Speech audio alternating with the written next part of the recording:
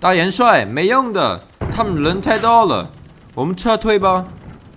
大总统明确告诉我们，要不惜一切代价守住这座城市，所以闭上你的嘴，继续射击。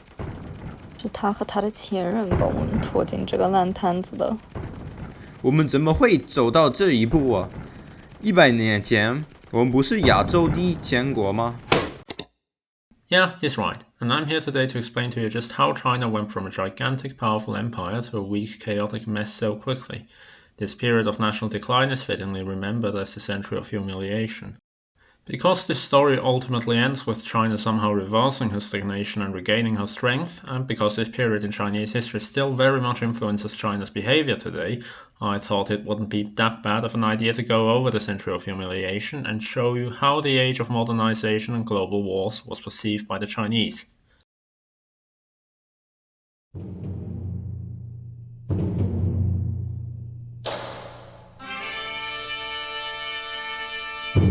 So, to fully understand what's going on during the Century of Humiliation, I am going to have to introduce this story's initial main character a little. This is the Qing dynasty, the last of a long series of Chinese monarchical empires which took over in 1644 and ruled until 1912. Like its European counterparts, the Qing, an absolute monarchy, ruled through what was basically the Asian equivalent of divine right, and unlike most preceding dynasties, the Qing rulers of China weren't actually Chinese, they were Manchu, meaning that they came from this region over here. Although they were foreigners, the emperors of the Qing had slowly adapted to Chinese culture over time, and for most of their early rule they actually did their job pretty well. The military was top-notch, the empire expanded massively, and the Europeans pretty much stayed out of China's business. Exceto para nós. When the other European powers started arriving in larger numbers, mainly to trade us sweet Chinese goods or to spread a little bit of Jesus, the Qing introduced the so-called Canton system, which restricted foreign trade and missionary activity to the port city of Guangzhou. The Europeans weren't very stoked about it, but since the Qing dynasty was simply too big and beefy, they had to accept it.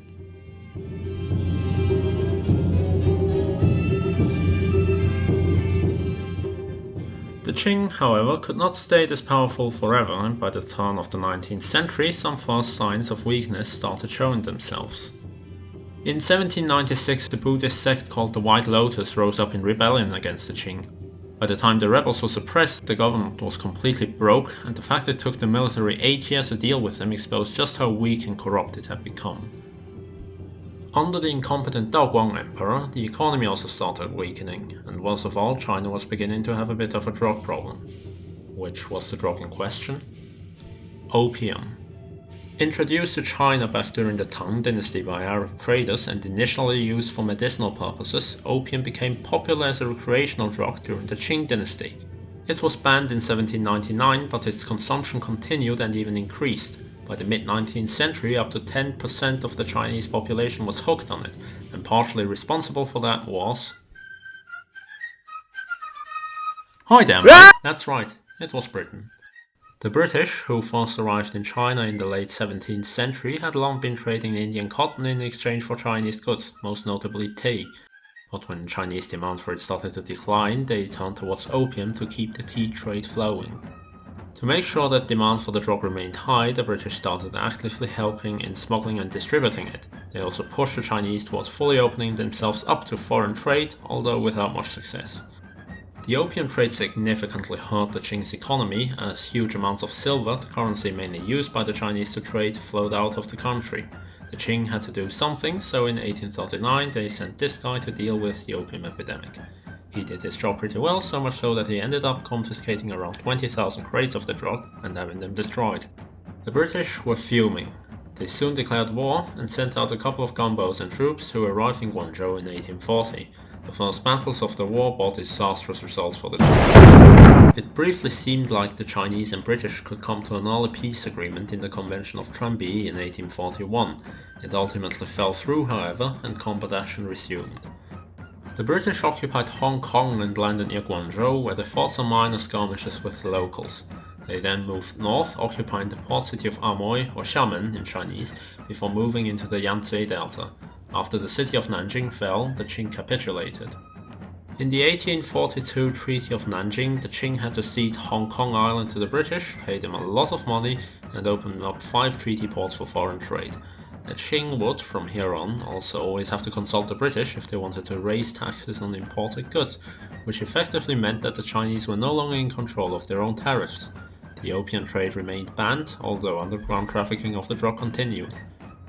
In a follow-up treaty, British citizens residing in China were given extraterritoriality, meaning that the Qing could no longer enforce their own laws on them, and the UK was given the status of most favoured nation.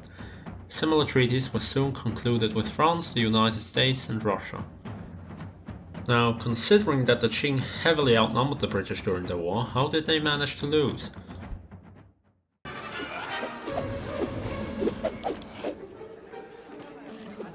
Technological superiority. Aside from the fact that China was clearly unprepared for the war, the British simply had better weapons, better ships, better industry, and better troops. It was clear that modernization was necessary, but for the time being, the Qing didn't really do anything, and public trust in the dynasty's ability to protect China started to decline.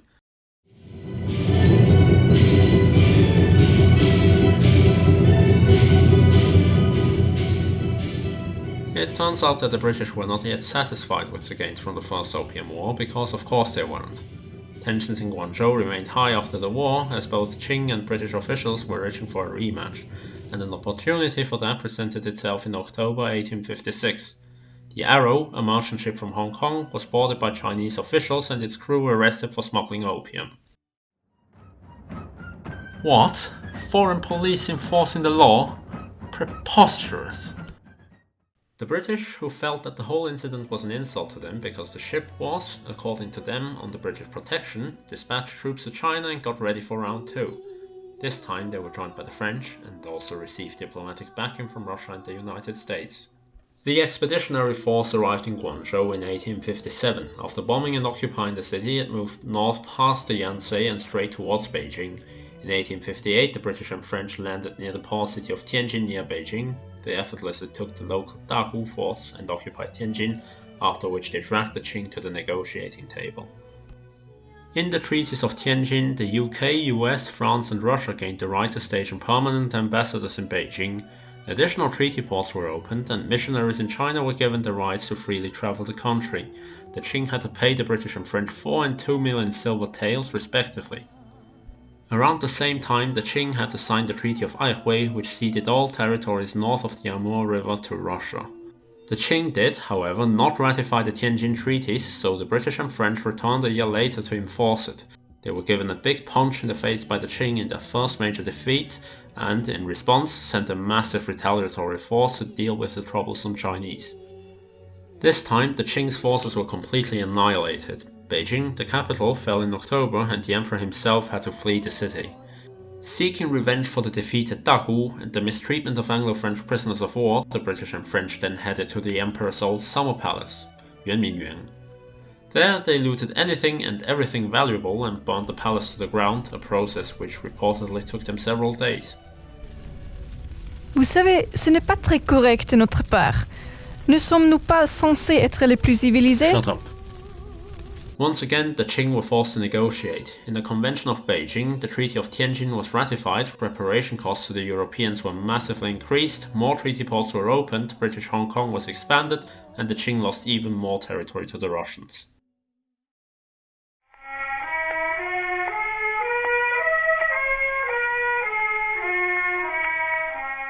What perhaps made the Second Opium War even worse for the Qing was that it wasn't the only problem plaguing the dynasty in the 1850s and 60s.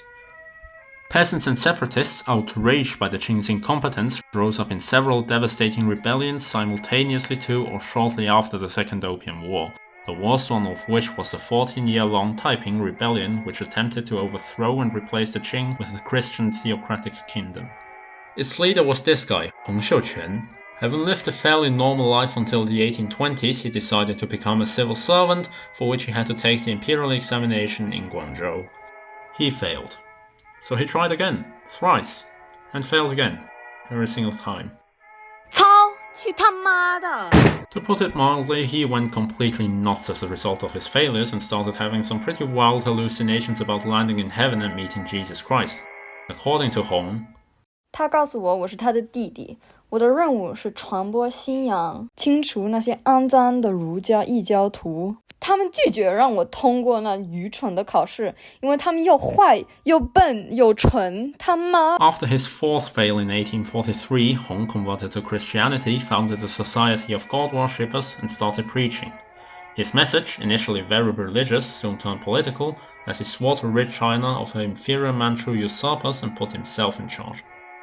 Hong and his followers rose up in rebellion in 1850 and founded the Heavenly Kingdom of Great Peace, or Taiping Tianguo. They quickly marched north and captured most of the lower Yat-sen region, including Nanjing, which they later made their capital. In 1853, they launched a northern expedition with the aim of taking Beijing and were preparing for a western campaign as well. The desperate Qing government then turned towards China's provincial governors and told them to 拿着这些武器，组建你们自己的军队，快点！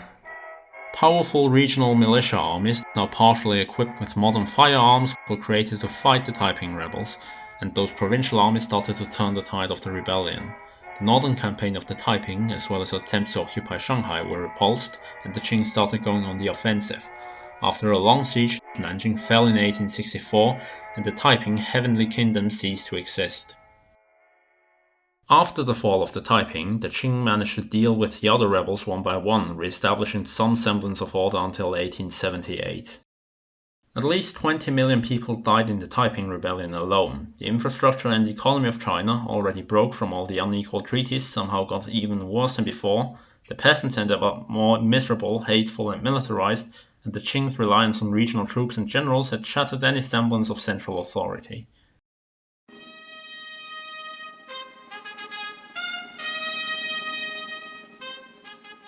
The disastrous Second Opium War and the Taiping Rebellion made it very clear that reform was needed, so when the Heavenly Kingdom was finally dealt with, the Qing dynasty started its first effort to modernize the country. The Zhongli Yamen, a foreign office, was established and the Qing started sending their own ambassadors abroad. Increasing trade with the West and the need to regulate tariffs also led to the creation of a maritime customs service, one that was pretty much controlled by and staffed with foreigners exclusively, but a customs service nevertheless.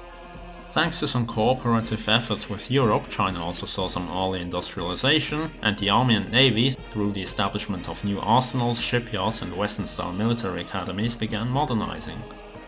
Now, this may all sound awesome to you, right? Well, unfortunately, the reforms, while they were a step in the right direction, simply weren't enough. There was no effort made in pushing through any political, financial or societal reforms. The people in government remained deeply conservative and distrustful of anything foreign, and additionally the Chinese had no money and no experience with industrial machinery, meaning that the industrial and military build-up of China was pretty underwhelming too. Thanks to Chinese dependency on imported machinery and expertise, foreigners in China held enormous influence on the country while the Chinese were becoming increasingly poor. This all led to Chinese cooperation with the West starting to break down in the late 1860s. The British were, you guessed it, still unhappy with the gains and wanted more. So when they met up with the Qing in 1869 to revise the Treaty of Tianjin and the Qing didn't offer them any more concessions, they just rejected the revision and left. After that, the Qing almost accidentally went to war with the French in 1870 after a French consul, along with a bunch of missionaries and nuns, was lynched by a mob in Tianjin. Why? It's complicated. The Qing ended up getting away from the incident relatively scot-free because the French were distracted with other issues. Next came the Russians, who, aside from the gains in Outer Manchuria, had also sliced off a significant part of Xinjiang. While the Qing dynasty was busy fighting the Muslim rebellions, Russia briefly occupied the Ili region, only returning it in 1881 for a hefty sum of money. Things weren't faring any better elsewhere. Thailand, Nepal and Bhutan had all declared the end of their tributary status over the course of the century, while the British fully annexed Burma into India in 1886 and started eyeing up Tibet. Farther south, the Chinese fought a short war with the French over control of Vietnam and Cambodia. The war saw the French annihilate the brand new Chinese southern fleet and blow the Fuzhou shipyard to smithereens, after which the Qing sued for peace. And then along came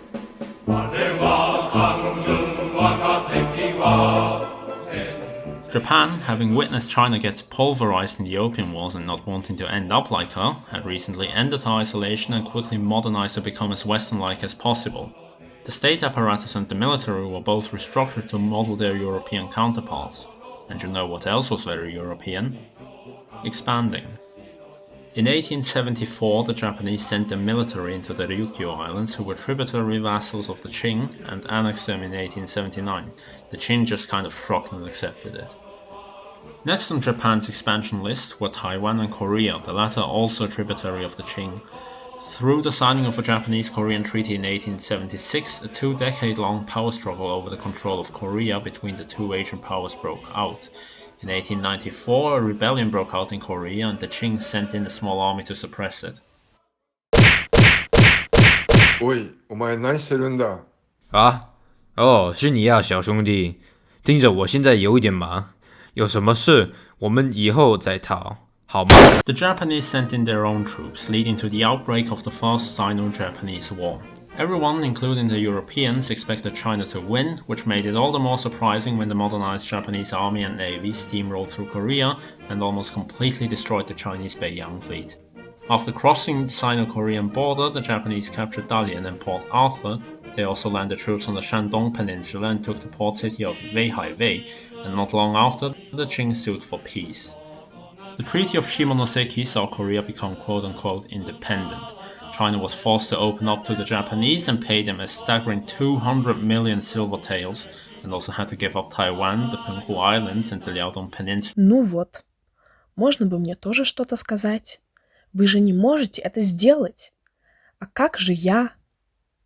The Russians had recently become interested in potential expansion into Manchuria, which the Japanese annexation of Liaodong hindered, so they, together with the Germans and French, pressured the Japanese to give it back to the Qing. Facing the wrath of 3 European powers, the Japanese conceded and gave it back in return for an additional 30 million taels in payment. The Japanese victory in the war ended the self-strengthening movement of the Qing in failure and turned Japan into the new predominant Asian power. It put up the question of how Japan succeeded where China failed. Well, there's a few reasons to it. Unlike the tradition-rooted, self-centered Chinese, the Japanese, who were more of a little brother to the Chinese and recognized the superiority of European weaponry, were very enthusiastic about modernizing. And unlike the unpopular Qing rulers, Emperor Meiji of Japan was very popular and his countrymen fiercely patriotic. And lastly, China was simply a bigger target to the West due to initially having more wealth to exploit. The large indemnities from the unequal treaties and devastation of much of the country left China poor and weak, while Japan had no problems financing her modernization.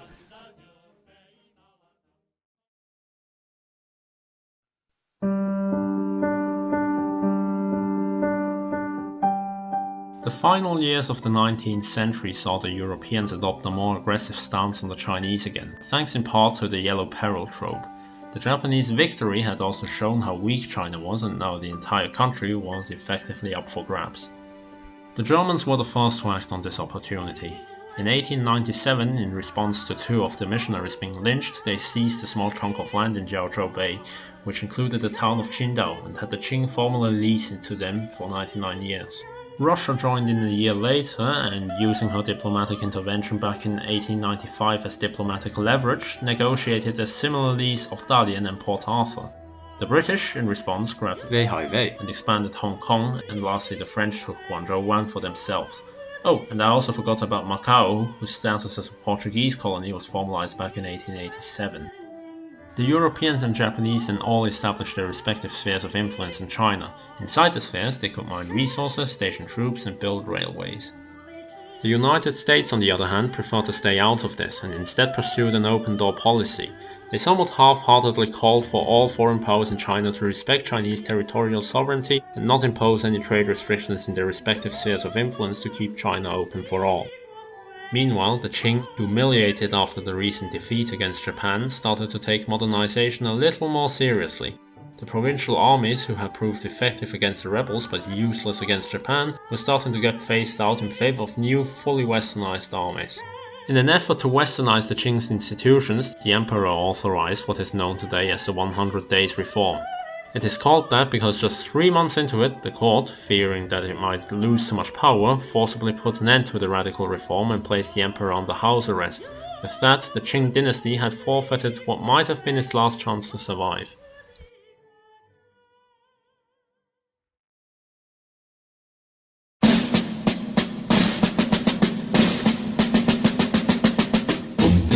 was 1899. The Chinese population had come to hate the foreigners, especially the Germans, like never before. And it was in such a hostile environment that the Society of Righteous and Harmonious Fists, known in the West as the Boxers, emerged in Shandong. The Boxer movement, which was extremely xenophobic and anti-Christian, quickly spread throughout northern China and started attacking railways, telegraph lines, foreign missionaries and Chinese Christian converts. The Qing government, meanwhile, was quietly tolerating them. The Boxers entered Beijing and Tianjin in June of 1900 and started attacking their foreign residents. In response, the countries of the United Kingdom, Germany, the United States, France, Russia, Japan, Austria-Hungary and Italy formed an 8-nation alliance to deal with the threat. After losing the small initial relief force to the Boxers, the alliance prepared a second, much larger army which they landed near Tianjin and the Dagu forts. For the Qing, this was an act of war. With the foreign quarters of Beijing under siege by the Boxers, on the 21st of June, the Qing officially declared war on the 8-nation alliance. However, many southern provinces, realizing that this was a really stupid idea, temporarily seceded and declared neutrality instead. The alliance was meanwhile working on deploying even more troops to China, and on the 27th of July, German Emperor Wilhelm II held his famous Hun speech to his departing troops. Kommt ihr vor den Feind, so wird er geschlagen. Pardon wird nicht gegeben, Gefangene nicht gemacht. Wer euch in die Hände fällt, sei in eurer Hand. Wie vor 1000 Jahren die Hun unter ihrem König Etzel sich einen Namen gemacht, der sie noch jetzt in der Überlieferung gewaltig erscheinen lässt. So möge der Name Deutschland in China in einer solchen Weise bekannt werden, dass niemals wieder ein Chinese es wagt, etwa einen Deutschen auch nur scheel anzusehen. Heute, entspannt dich. Anyways, before the third wave of reinforcements could even arrive, the Allied troops stationed in China had already entered Beijing and defeated the Boxers and Qing. With not much left to do when they arrived, the reinforcements instead went on a punitive campaign in northern China in retributions for the massacres of foreign missionaries and Chinese Christians by the Boxers. Simultaneously, the Russians occupied Manchuria. Thousands of Chinese Boxers and civilians were killed in the expeditions. Entire villages were blown to pieces by artillery. Northern China was fanatically looted by Allied troops, diplomats and missionaries. The Boxers were wiped out. Beijing and Tianjin remained under foreign military occupation until 1902, and their ancient city walls were torn down.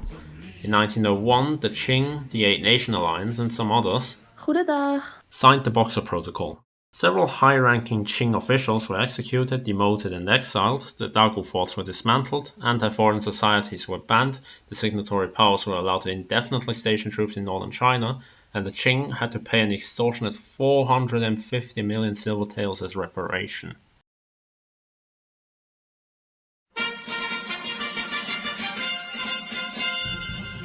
The failure of the 100 Days Reform and the Boxer Rebellion had made one thing clear to many people. If China wanted to survive and modernize, the Qing had to go. In an attempt to avoid the inevitable, the Qing dynasty desperately tried to pass as many reforms as it could in its final years. It was too little too late. In 1905, exiled revolutionary Sun Yat-sen founded the Tongmenghui, a revolutionary alliance with the goal of overthrowing the Qing. Quite a few people doubted his abilities, but Sun remained undeterred and waited for an opportunity to strike. That opportunity came on the 9th of October 1911 in the town of Wuchang. Local police had uncovered a huge revolutionary conspiracy which involved a lot of young army officers who, upon hearing what happened, decided to just go ahead with their revolution now. They succeeded in kicking out Hubei's provincial governor and installed a military government in his place. Several other provinces followed suit and seceded from the Qing to join the revolutionaries. On the 1st of January 1912, the Republic of China was created and the recently returned Sun Yat-sen was sworn in as provisional president. And while this was a great honor, Sun had next to no experience in governing a country, and he knew that. So he turned to Yuan Shikai, a powerful general and statesman of the Qing. Yuan had remained loyal to the empire at the outbreak of the revolution, but he was much more experienced than Sun and held control over the Beiyang army, the most modern and powerful of the Qing dynasty's new military units. 好吧，听着，这是一场伟大的革命，但我预测清朝一灭亡，国家就会四分五裂，所以我让你当总统。作为回报，你说服清朝投降，保持国家统一，并承诺把中国变成一个民主共和国，怎么样？当然可以。 It took some convincing, but in the end Yuan managed to get the 5-year-old emperor to abdicate, ending almost 270 years of Qing rule over China. Yuan Shikai was then sworn in as president of the Republic of China.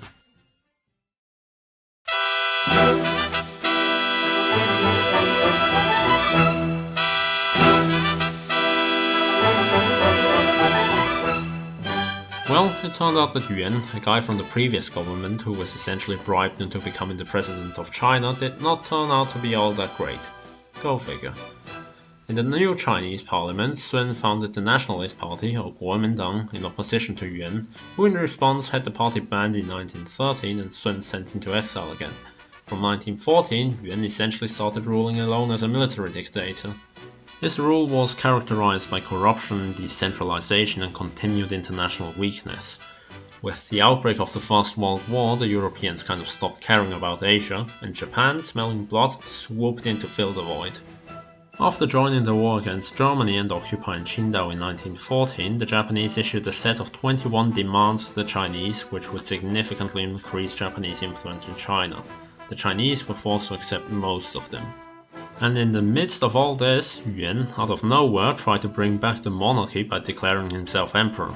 Needless to say, he pretty much immediately failed, and died. Following Yuan's death and the restoration of the Republic, China joined the First World War against Germany in hopes of gaining the Entente's protection and support. Did it work? No. In the Paris Peace Conference following the war, German-held Qingdao was not given to China, but Japan. This blatant insult caused massive protests among the outraged Chinese, and China ended up not signing the Versailles Treaty. 就你们的，我要回家了。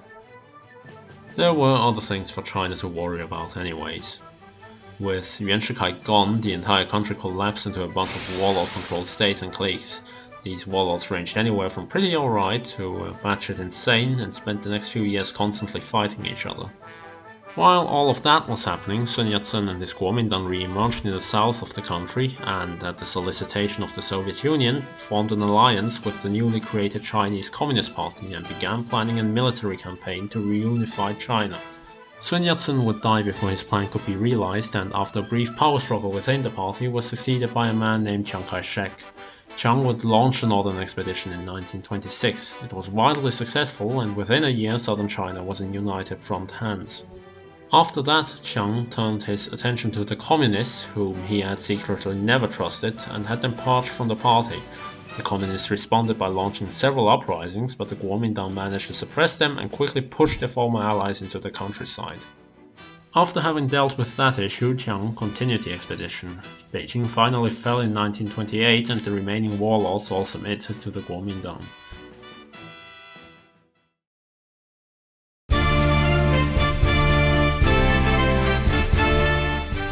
The Kuomintang ruled China from Nanjing, the southern capital, and to further emphasize that, Beijing, the northern capital, was renamed to Beiping, which means Northern Peace. The country, although reunified on paper, was still a chaotic decentralized mess beyond the Kuomintang-controlled easternmost provinces and led as a one-party dictatorship. On a more positive note, this period also saw quite a lot of economic and educational development, and negotiations with the West had led to the return of Weihai to Chinese jurisdiction. With some help from the Germans, the Kuomintang had also started beefing up the army, which they wanted to use to finally get rid of the communists, who had settled themselves in the mountainous Jiangxi-Fujian region. Following several failed attacks against the Jiangxi Soviet, Chiang assembled a huge force in 1933 to exterminate the communists and launch his final assault. It was soon clear that the situation was hopeless for the defenders. The communists thus broke out and started a year-long retreat through 11 provinces over a distance of 12,500 kilometers, now known as the Long March. It saw a young political upstart named Mao Zedong rise to become leader of the Communist Party, and by the time they arrived at their final destination in northern Shanxi, only about 7,000 out of the original 90,000 participants survived. Now let's rewind a bit. Because the Chinese were so distracted with fighting themselves, they had neglected to pay attention to the increasing danger of Japan. The island nation, which had transformed into an autocratic military state in recent years, was once again looking for places to expand into. 完璧だ。On the 18th of September 1931, in an incident staged by Japanese saboteurs, a railway track of the Japanese-owned South Manchuria Railway was blown up. It was blamed on the Chinese and used as a justification to invade Manchuria, which the Japanese then turned into a puppet state.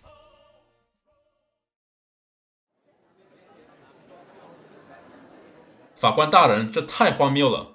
为什么是日本而不是我管理满洲的？Oui, yes, vous you're avez right. raison. Japan, Japon, I'm je taking retire away la your garde de custody of the l'enfant. child. Give it back Rendez-le to à la China. Chine. 断る。 Over the next few years, the Japanese kept creeping further into Chinese territory until they were right at the doorsteps of Beiping and Tianjin. At this point, the public, the military, and even the Soviet Union and Chinese communists were begging Jiang to do something about them. Jiang didn't budge. He refused to team up with the communists, at least until his own generals kidnapped him and he was forced to form a second united front with the CCP. Japan remained unimpressed.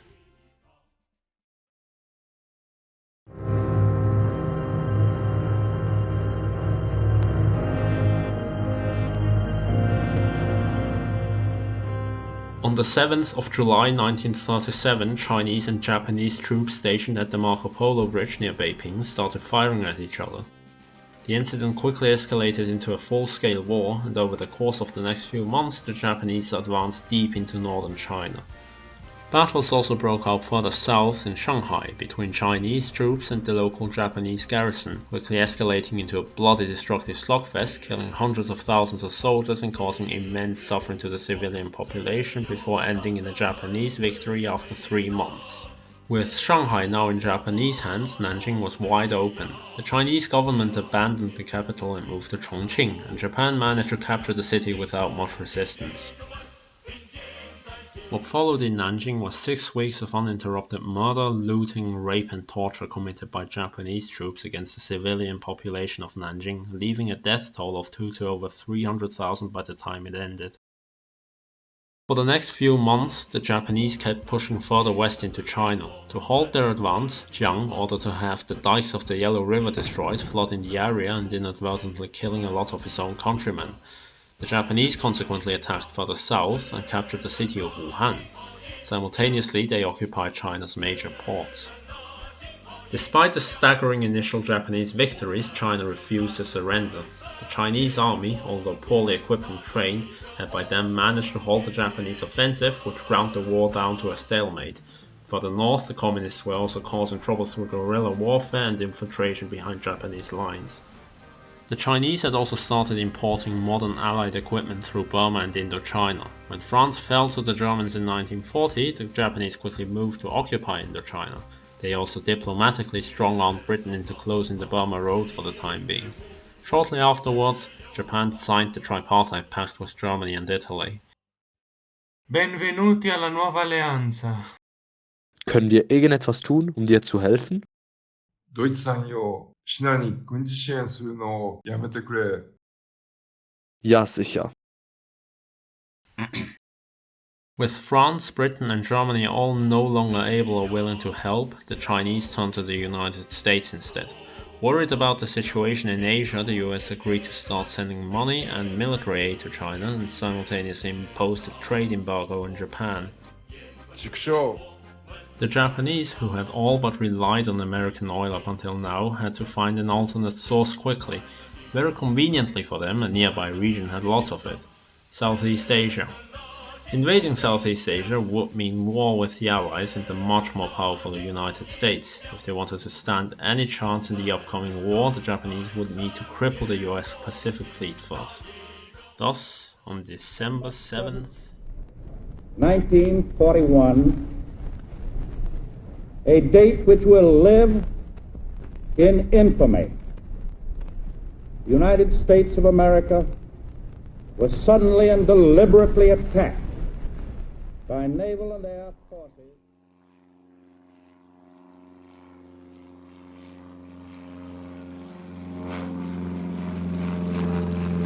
What? What's that noise? with the entry of the United States into the war, the Second Sino-Japanese War became part of the larger Pacific theater of the Second World War. The Japanese initially saw amazing gains against the Allies and quickly overran most of Southeast Asia. As part of their rapid conquest, they invaded Burma, cutting off China from Allied supplies again. The Americans alleviated this issue by airlifting the supplies over the Himalayas. To help the Chinese with their war effort, the Americans also sent advisors and air volunteers. China was now one of the big four Allied powers. Her contribution to the war effort had given the country some much-needed international respect, which Chiang used to renegotiate and pretty much undo the unequal treaties with the United States and the United Kingdom in 1943. Meanwhile, the tides of war were starting to turn. While the Americans were busy with their island-hopping campaign, the Chinese and British launched an offensive into Burma in 1944. The Japanese launched one final desperate offensive into China in 1944 and actually did really well. This didn't matter in the end, however, as the Americans, who had just taken Okinawa, were now preparing to invade the home islands, while the Soviets were preparing to join the war too. Japan thus started withdrawing her troops to defend the country. The Chinese then launched a counterattack and...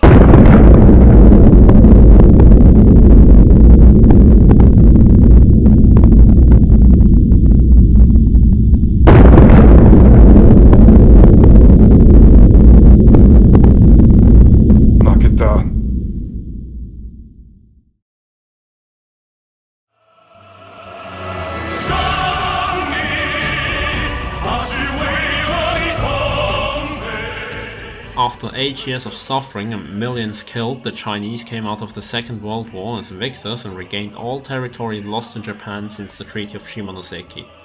The new China fought in the war had become more militaristic, patriotic, and once again internationally respected as Asia's #1 great power. When the UN was founded, China was given the 5th permanent seat in its Security Council. Despite of this, the Kuomintang, through the horrors and destruction of the war and its incompetence in fighting Japan and managing the economy, had become hated among the people. On the other hand, the communists, whose infiltration had put them in control of much of northern China and Manchuria, had become very popular. With the end of the Second World War, the two sides quickly turned on each other. Fighting broke out again in 1945 despite American efforts to mediate, but after some initial struggles, the communists gained the upper hand. Beiping and Tianjin fell in January 1949, and in April the communists crossed the Yat-sen. Soon southern China was in communist hands too, the nationalists were forced to flee to Taiwan, and resistance on the mainland collapsed. On the 1st of October 1949, in the city of Beiping, now renamed to Beijing, Mao Zedong proclaimed the Communist People's Republic of China. This is when most historians consider the Century of Humiliation to have ended.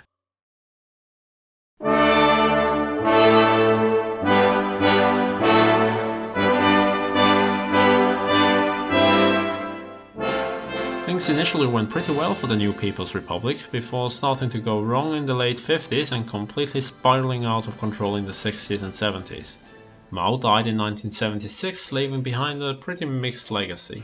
It was only under his successors that China really began her rapid economic growth and transition into a modern, sort of, not really communist state and opened up to the world, although not without some minor hiccups.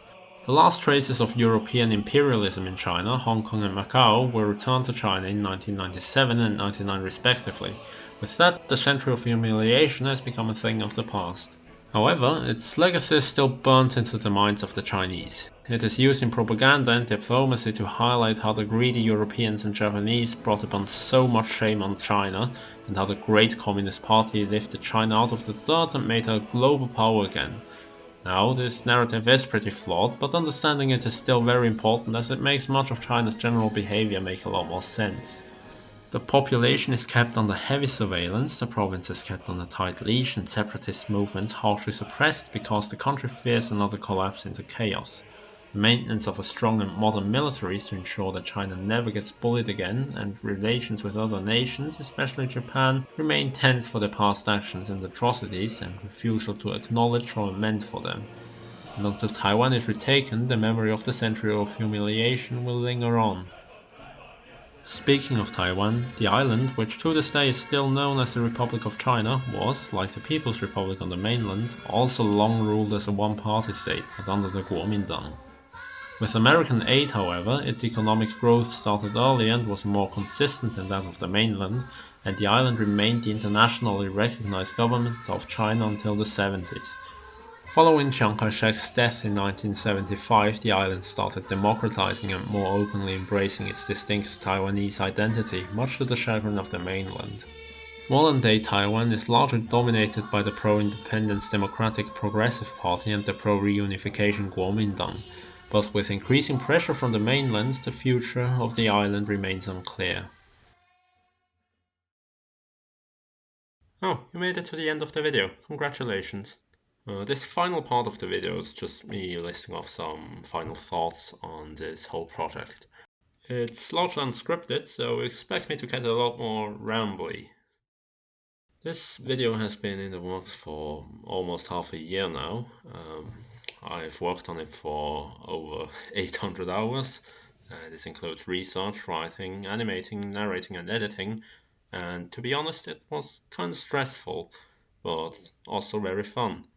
A big thanks goes out to everyone who's helped me with this, with the making of this video, especially my friends and colleagues from school, who were the ones who voiced all the different countries appearing here, and also to my mother, who helped me translate the Chinese bits of this documentary.